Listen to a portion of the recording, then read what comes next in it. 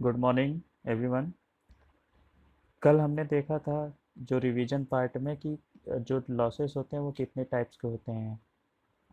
तो कल हमने देखा टेक्निकल लॉसेस, और इसके बाद आगे हम देखेंगे कि जो टेक्निकल लॉसेस के जो रीजन होते हैं वो किस वजह से टेक्निकल लॉसेस होते हैं। तो टेक्निकल लॉसेस के जो रीजन हैं वो ऐसे हैं कि सबसे पहला जो रीजन होता है कि हमारे जो सब स्टेशन पे जो उपकरण होते हैं, या फिर जैसे उपकरण हो गए, ट्रांसफार्मर हो गए, उन सबको जो है कि ओवरलोडिंग करने से जो है टेक्निकल लॉसेस हो सकते हैं। हम कहें तो लोड हमने उसको ज़्यादा कर दिया, जितना लोड होना चाहिए उसके स्पेसिफिक रेट से उससे ज़्यादा हमने लोडिंग कर दिया। दूसरा हो गया कि जो हमारे इक्विपमेंट हैं उनकी हम डेली मेंटेनेंस नहीं करते हैं, या फिर उनकी जो है कि रख रखाव नहीं रख पाते हैं सही से, तो उस वजह से भी जो है कि हमारे टेक्निकल लॉसेस होते हैं। या फिर फीडर या डिस्ट्रीब्यूशन लाइन में या फिर एलटी लाइन में उसकी जो लंबाई है उसको कम करें, या फिर जो है कि अच्छे प्रकार का जो इक्विपमेंट है, ट्रांसफार्मर हो गए, उनका हम अच्छे से यूज ना करें, या फिर वो अच्छे तरीके से काम ना करते हों। तो ये सब सारी वजह होती हैं हमारे टेक्निकल लॉसेस की। अब अगला हम देखेंगे कॉमर्शियल लॉसेस क्या होता है। तो कॉमर्शियल लॉसेस का मतलब ये चीज़ होता है कि जैसे अब मान लीजिए कि अब किसी कंज्यूमर के यहाँ कोई पावर अगर हुआ, तो उसके यहाँ जो बिल हुआ, या फिर और भी कई प्रकार के जैसे लॉसेस हो गए, मस इक्विपमेंट खरीदारी की, या और भी जो ऐसा लॉस जो कॉमर्शियल डिपेंडेंट हो, ठीक है, वो हमारा क्या कहलाएगा, कॉमर्शियल लॉसेस होंगे। ये जो है कि इसका क्लासिफिकेशन होता है, सबसे पहले क्या वजह हो सकती है, मीटर रीडिंग में। मीटर रीडिंग में क्या होता है, मीटर रीडिंग से जो हमारे लॉसेस होंगे, पता चला किसी के मीटर में 10 यूनिट की है और उसको हमने 8 यूनिट या 9 यूनिट ही लिखा, या फिर जो है कि कुछ ज़्यादा लिख हो गया, तो वो सब मीटर रीडिंग भी कि किस प्रकार के लॉस में आएगा, कॉमर्शियल लॉस में आएगा। सेकंड हमारा होता है मीटरिंग का, जो उसका मेजरमेंट करते हैं। तो जो कंज्यूमर होता है वो मेजरिंग के लिए, या फिर जो है कि इलेक्ट्रिकल इंजीनियरिंग, मतलब इलेक्ट्रिकल एनर्जी का जो मेजरिंग करेगा,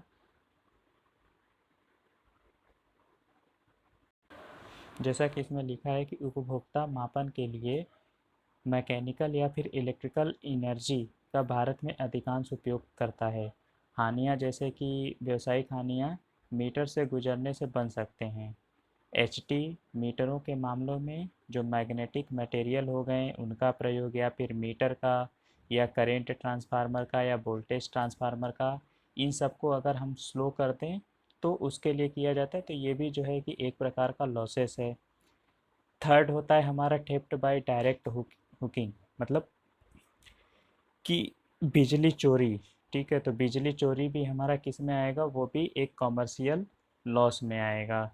ठीक है, इसके बाद इसके जो मेन रीजन होते हैं कॉमर्शियल लॉसेस के, उसके कई रीजन हैं, जिसमें से पहला है हमारा जो बिलिंग हो गया या फिर मीटरिंग हो गया, उसको उसका कम होना, या फिर उसकी इफ़िशियंसी अच्छी ना होना। बिजली की चोरी दूसरा हो गया। तीसरा हो गया कि जो है कर्मचारियों का, मतलब जो वहाँ पे पावर स्टेशन पे जो कर्मचारी होते हैं, तो वो सब पैसा लेकर के या भ्रष्टाचार के तरीके से जो है कि कंज्यूमर के बिल को कम कर देते हैं। तो एक प्रकार का ये जो है कि उसका वजह है कॉमर्शियल लॉसेस का। फिर होता है मीटरों का सही तरीके से रीडिंग ना लेना, या फिर जो सॉफ्टवेयर होता है उनमें एरर, किसी प्रकार का कोई एरर आ जाता है तो भी लॉस होता है। या फिर किसी कंज्यूमर से पावर स्टेशन में किसी प्रकार का कोई विवाद होना। तो ये सब जो लॉसेस होते हैं ये हमारे किस में होते हैं, कॉमर्शियल लॉसेस में। ठीक है, अब नेक्स्ट हमारा जो टॉपिक है वो इनपुट एनर्जी कैलकुलेशन है। तो इनपुट एनर्जी कैलकुलेशन क्या होता है कि परियोजना क्षेत्र के सभी आयात और निर्यात बिंदुओं पर मीटर को सही ढंग से स्थापित करने की आवश्यकता होती है।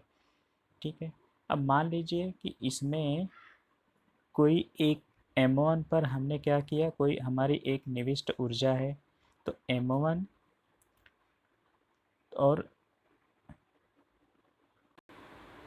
तो सपोज़ किया कि कोई पॉइंट M1 है, उस पर जो निविष्ट ऊर्जा है वो E1 है, और M2 पर जो हमारी निविष्ट ऊर्जा है वो E2 है, और M3 पर जो डिस्ट्रीब्यूटेड एनर्जी है या जो भेजी गई एनर्जी है वो E3 है।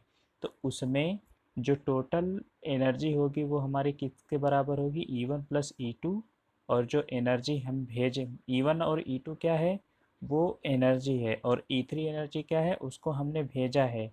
तो जो टोटल एनर्जी होगी वो कितना होगा, E1 plus E2 minus E3 के। तो ये हमारा क्या है, उस टाउन में, उस कस्बे में जितनी टोटल एनर्जी है वो है। आज के लिए बस इतना ही। Thank you.